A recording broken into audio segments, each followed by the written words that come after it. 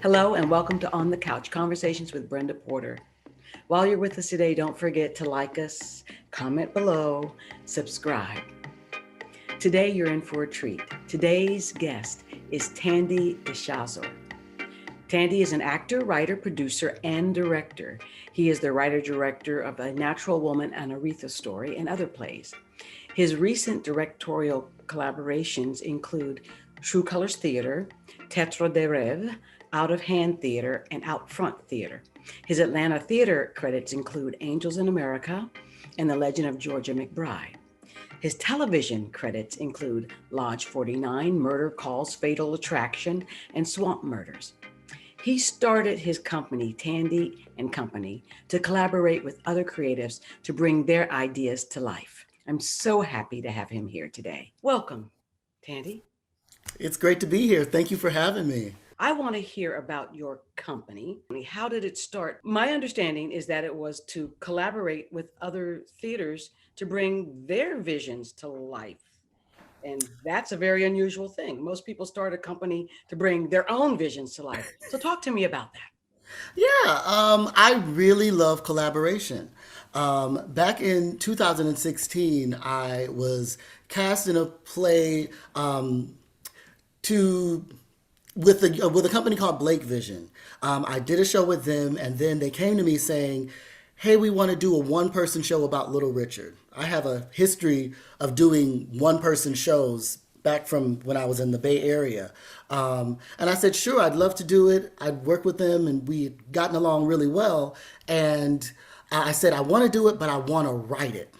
If I will do the show as long as I can write it." And they said, "Sure, that's less than we have to do." And that's where the partnership started with this company called Blake Vision. And that's kind of how Tandi and Company really started to grow, because we were like, I like collaboration, but I also like not having to have all of the weight on me. I've done shows where I've done it all. I've had to write the programs, do the playbill, design them, do the lighting, so having a team of collaborators is really, really important to me. So what we've done is we'll take it started with Blake Vision and I working together on doing these shows independent of for the senior community, right? We would do a show about Little Richard, then Eartha Kitt, then Diana Ross for the seniors. And then I branched out and recently have just been working with people bringing out their ideas. This year I did, 2020, we did a show with a person named Sloka Krishnan. Their show, we collaborated. We were going to co-produce together. So it's really co-producing and working together with folks. That's more fun for me. Yeah. So do you write, because it's usually musicals, is that correct? Yes, yes. What we've done is the musicals in the sense where we're taking the music of artists that are well known and interpreting their music. We're doing covers of their music, but also weaving in the story. So it's not like we're writing the original music. We are interpreting the music. We're doing mashups of the music, putting the two songs together and saying, "Hey, this works." Telling the story, weaving the story in with the music. Being just really creative of how we incorporate music into the stories. We have written some original music, which is always fun. But for the most part, because our turnover in the past has been so quickly, because we're usually doing senior community shows. So it would be, we had a monthly gig with the Porter Sanford. And so we'd have about 6 weeks to pull something up. Within 6 weeks, we pop these shows up. And they were really fun, but we definitely had our share of had a learning curve, to say the least. Okay. Yeah. Okay. So, you said you were doing it for the senior community, Yes, absolutely. but it's become more than that. Yes, yes, that's how it started. We discovered that the senior community was a wonderful pilot for for the shows that we were doing, because we were able to provide them programming for cheap. We would do like $10, $15 tickets. The shows are at 11 a.m. because that's, seniors will get up in the morning. They would show up early, and be ready to be entertained because they're kind of a forgotten demographic. Um, and they have, and so, but the best thing about it was is that they would tell you the truth. If we're doing a show like, for example, the Little Richard show, Little Richard's from Georgia. So we had people who knew him that were in the audience and would say, "Baby, you got that right. That was, you knew what you were talking about. But I want to talk to you about this other aspect." So you would get a different level because we're doing these soul music stars of the 40s, 50s, and 60s, and it's their heyday. So they were very, very invested in the audience. So we take the shows that were the most popular, like Aretha, like Diana, and like Luther, and those are the ones that we would kind of spearhead out. We'd be like, okay, let's book the Strand in Marietta and do some evening shows there. And we took Aretha all the way to the National Black Theater Festival, and that was we sold out every night for Aretha, and that so those are the. It was a great way to workshop a show because the audience was there and you got to actually interact with the people. It was fun. So you did Aretha before our two new Arethas that are coming out. Yes, actually, we did. We started the show. I started writing the show in 2017, and we put it up for the first time, I believe, at the end of 2017 or 2018. Time is a blur right now. I'm sorry.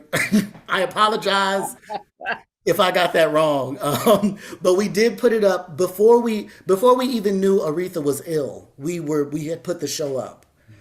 So it was not it was simply like this is what the audience wants. I'm originally from Detroit, and my father was her private videographer throughout the 90s. So there was I never personally met her, but my father knew her.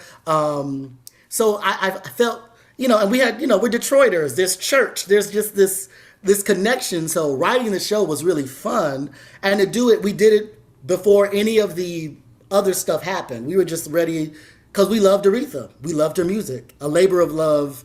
That's was the intention. Did you have to get her permission or anything like that? Well, here's the thing. I used a lot of different sources, and our bass player is a guy named Ray. Ray called Aretha the day that we opened. He got her on the phone. Yes. And I didn't know any of this because at the time, I'm running around making sure wigs are blown out and makeup and costumes are laid out, and they have a conversation because she asked Ray, how is it? Did they do it right? And Ray was like, yes, they did it right. And so Aretha kind of gave a verbal like, okay, go on with it because she trusted Ray so much. Yeah. Wow. If I'd have known, I'm glad I didn't know because I probably would have gone crazy knowing that she was on the phone on it was the day that we did it in Marietta. The first time we did like an evening showing of it. That's when they had the conversation. Yeah. Man. It was pretty cool. It was pretty cool. So she did know about the production. I was able to. I did have a conversation with a family member of hers, and there was a screening. That stuff is on a different level. So I'm not going to go too deep into that whole because family is going to do what family does after someone passes away. So yeah. But I'm excited for what it was and what we have, and hopefully we'll be able to put it up again. Yeah. So you generally do people of that era, or have you thought about doing more popular, contemporary, right now happening folk? Yes, I have. Like there has been someone told me that we should do a Mary J. Blige, and I was like, that would be great. I think that right now what we get into is rights and legal stories and things like that. When we were just doing senior shows for for a $10 ticket, we were off the radar. And now that there's a little bit more buzz and a little bit more like, oh, this is the same person who did this, and there's more there are more hoops that we have to jump. I love writing in that way. I love taking a story and connecting the dots and doing the research and weaving in the music. That's so much fun. But I also have to be able to hand it over to the people to handle the stuff that I don't want to deal with, all the legal and the other stuff, because I want to focus on just the work, you know. Yes. So I would love to do more of that because I know there's a market for it. I'd love to do it for TV and actually make some real money. Okay. So I'm really I would love to. I would love to, but So we there's a are story about Megan the Stallion coming up soon, then, you right? know what? If you know her, give me a call. Okay, tell her to call me. Because she definitely has a great story, you know. And I think that part of, telling the story of Black music is so important. It's a part of our history. It's a part of our legacy. And part of the reason we have done mostly the stories of the past is because there's this cyclical nature sometimes, right? We stand on the shoulders of these giants. There would be no Beyonce. There would be no Megan Thee Stallion if there weren't an Etta James. We've done a show about Etta James. The racier, people. We've seen a lot of this before, right? So I love and appreciate our history, and this is how we kind of share it. Well, seniors um, are, as you said, a fabulous audience, and they don't like to drive at night, so it's daytime is good, and I mean, you can do them in the day and somebody else at night, but they also are a population who's very questioning about coming back to the theater. I teach seniors, and I know that they're like, I'm not sure when and if I'm coming back. So how is that going to affect your audience and your productions? Well, I mean, we've taken a hiatus because safety is the concern. It is a priority. We don't want our seniors out here. We want to make sure that they're safe first and foremost. We love them and we appreciate them. So that's the priority. So we've taken a hiatus. We did do a senior acting class towards we actually had just started a senior acting class in February of 2020.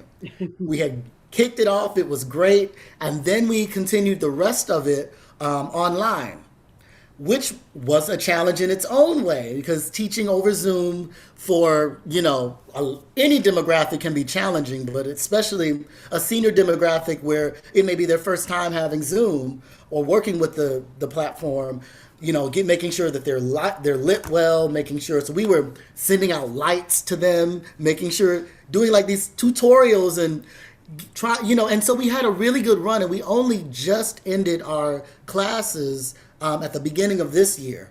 So we weren't able to do performances for them, but we were still able to engage with them. And that was with the company that I partnered with, Blake Vision, who we do the senior shows with. So we're kind of sitting back right now and kind of taking it in and seeing what the trends are, what's going to happen, because we definitely want to continue to entertain them. We just got to be able to pay our actors and our and our musicians and things like that. And it's a business, right? So one person shows are your specialty, but do you do others? I do. I have a couple of multi-person plays, ensemble pieces that I have written. That how if you're a writer, you understand. Like they get written, and you're like, let me put it away for a minute. Let me put this away for a minute. And so lately, it's been if I'm not acting in a show, I've been directing more shows. But there are about 3 plays that I have back here that are either 75% done. I got one 50%. I got 20% done. And I have one that I'm trying to turn into a pilot for TV. There's all these balls in the air.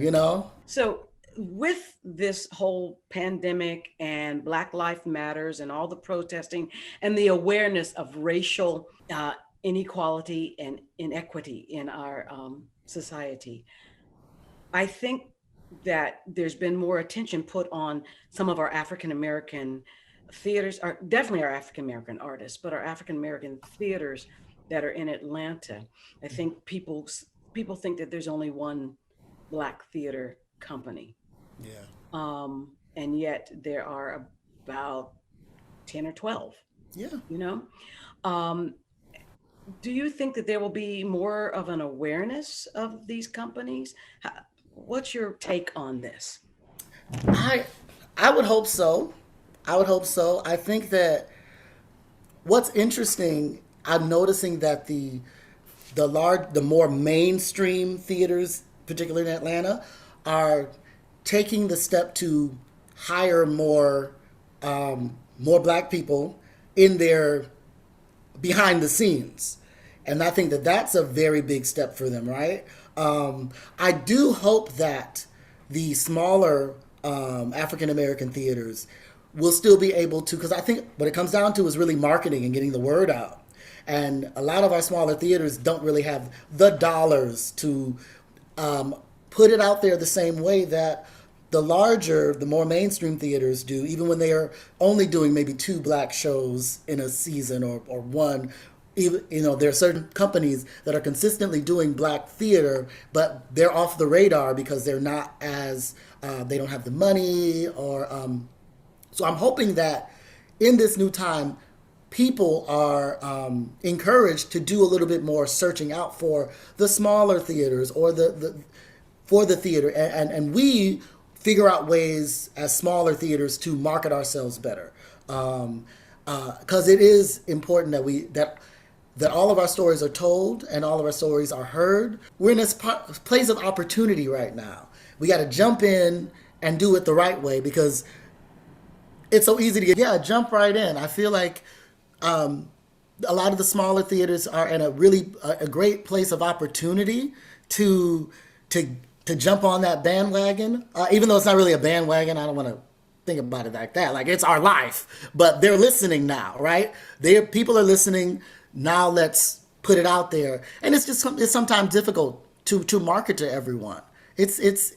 It's rough, especially when theater is changing so much. People aren't comfortable going back out there. So now you have to figure out how to do Zoom theater and how to make that engaging and how to make that really something that folks want to actually listen to and show up for and fund it on top of all of that. So it's a whole different set of, I don't want to call them problems, opportunities. It's a whole different set of opportunities.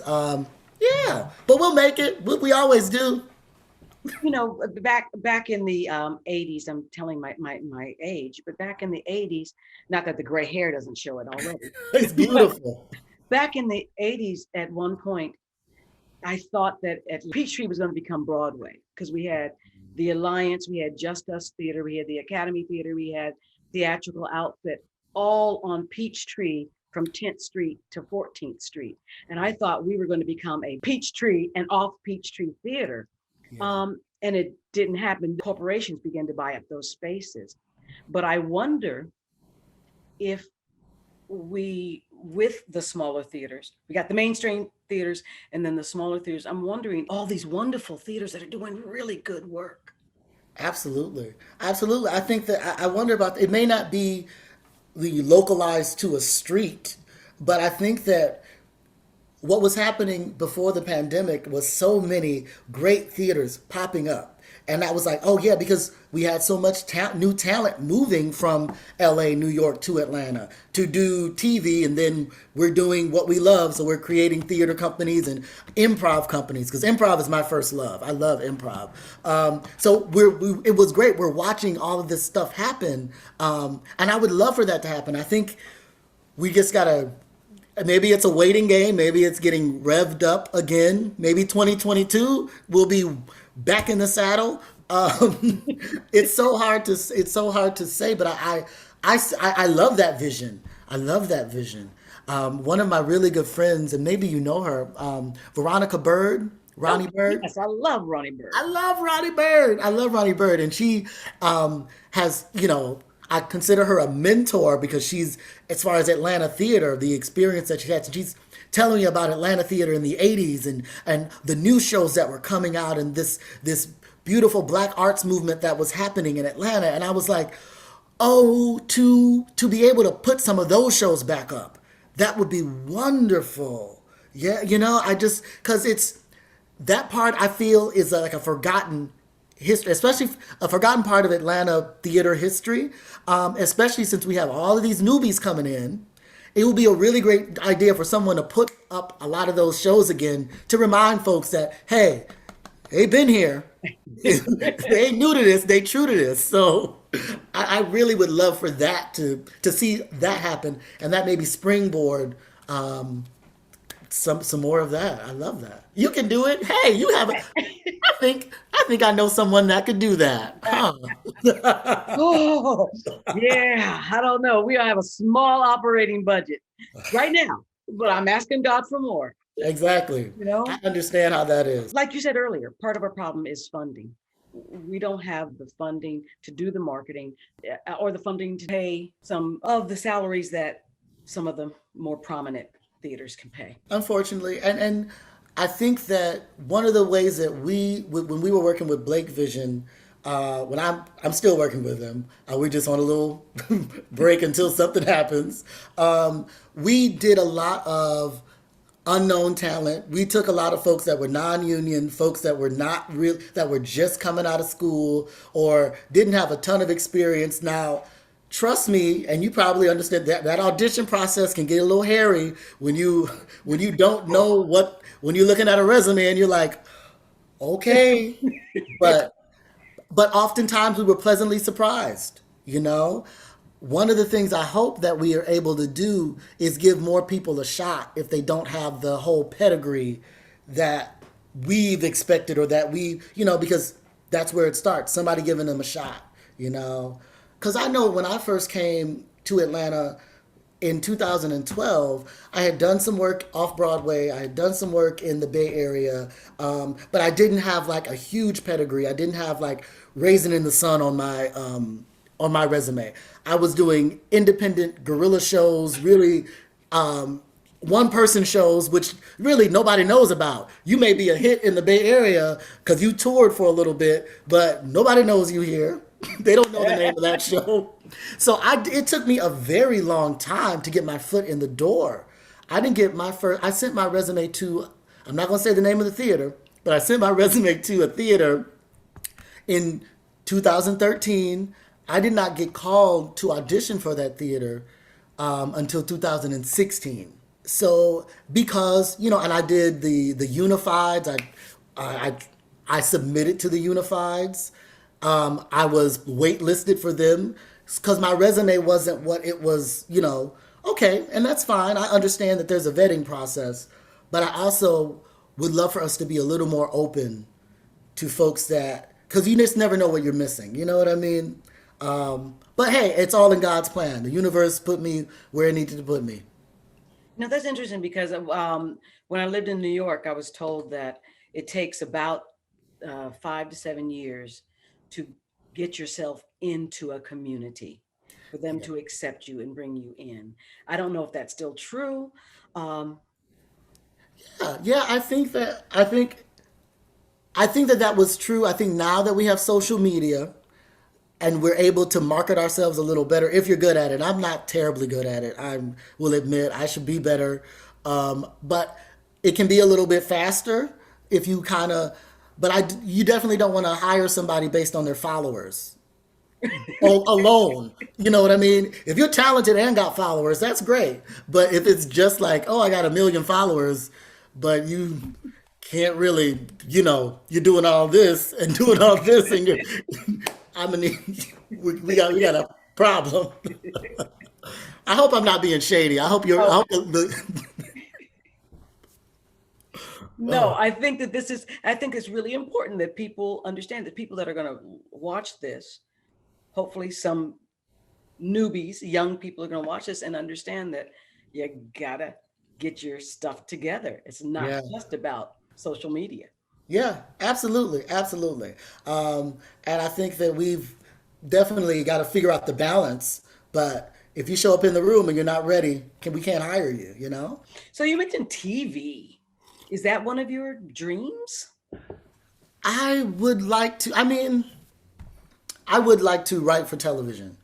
There was a point where I would love, where I was like, oh, I want my own show. I want to do in front of the camera, and I still have an agent, and I still go out on auditions, and I've done a little bit of things on some things on TV, but I really, right now, I think writing is where it's at. So I've got some pilots ruminating. I got some episodes I'm working on, and I think now, especially since I have a family, the money would be nice.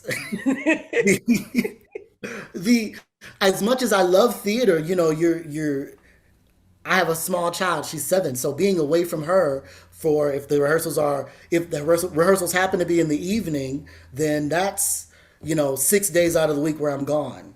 Um, so that's one of the things you have to think about. Like, okay, am I working just to pay for my sitter in theater? So you kind of have to, life changes and you kind of make your adjustments to it. Now I'm working at the start of the pandemic. I started working a day job in mental health. It's exactly where I need to be right now, working for this organization, teaching improv classes. And it was wonderful. I was going in, we were doing improv classes as life skills to teach. These were young people between the ages of 16 and 26 who were experiencing homelessness and also had mental health issues. And once the pandemic hit, a lot of people in that program quit. They were like, we can't handle it. We're too scared. There's not enough going on, not enough information. The program director is a family friend, and he asked me to come on. And it's been a really, really beautiful, challenging experience working with these young people, getting them housing, getting them mental care that they need, and at the same time, inspiring creative projects from these real life stories that I'm hearing from these young people. So once I'm done with this journey, I know that I've already got a little coffer of things for TV or theater, just stories, because it's real life. Some of the things that these young folks are going through, baby, you it's rough. Because how can you shelter in place when you don't have a shelter? It's really, they're dealing with it on a different level than we're dealing with it. So it makes you count your blessings and thank God every single day. But it really puts a lot of things into perspective. A lot of things into perspective. I did a program where I had them write public service announcements about things that they cared about. So they were coming in with these great ideas and rap songs, and we were paying them stipends, but even then it was challenging because it's a transient community, and their concern is surviving. It's not always coming in and helping, Coach Tondi do his little project.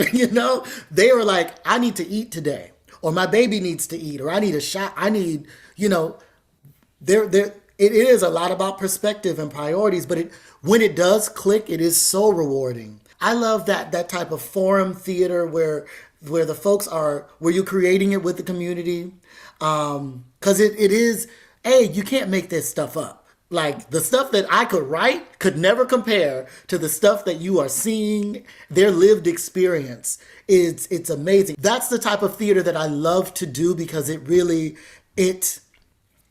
makes an impact because it's real.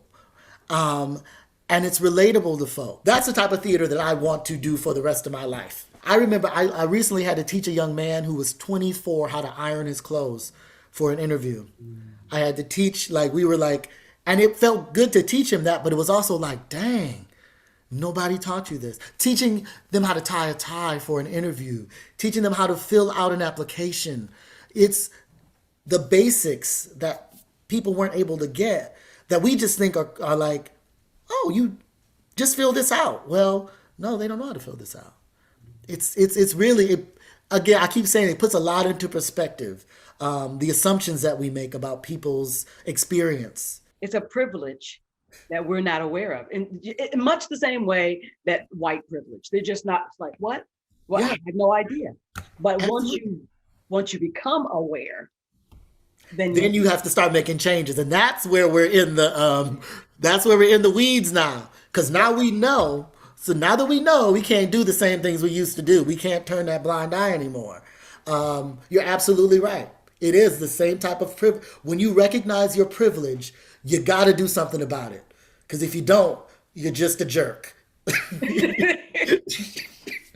I can't. I'm not gonna say the word I want to say, but you're just a jerk. So, what do you have to tell the world? What do you want to tell us? Oh my goodness. Um, that love is more powerful than fear. That is what I want all of the work that I try to do, that I do, to have that thread through. If I'm working on producing a work or directing a piece of work, it's this idea that if the show is written well or written, then there should be a thread within the work, and whether I'm writing it or anyone else is writing it, there's. I think that love is stronger than fear, and I think that if we spent the day thinking that, we would approach the things that came to us, whether on social media or the news. If we kept with that mantra, we would be able to block a lot of negativity. Like Wonder Woman's thing, love is stronger than fear. Boom, boom, boom. And that's a very simplistic thing to say, but at its core, I think most of the work that I've been directing lately has had that theme. We just did Before It Hits Home for True Colors digitally, and that is kind of a theme about it. Love is stronger than the fear that this family had about this man who had AIDS. Right. We did 1 and 2 for Out of Hand Theater, a show about HIV/AIDS, and it's really about love. And fear. You can get so much more done if you come from a place with love, come from a place of love. I think that's what I want the world to know: more love, and use it to block the negativity. It's fairly simple, I guess. Well, I think that that is a great message, and I appreciate you taking the time today to be here with us. I'm going to take that message of love and spread it out. And if you are watching here today, I hope that you will continue to join us each week at On the Couch Conversations with Brenda Porter, and that you will take the time to like us, comment below, subscribe, and meanwhile, keep the conversations going.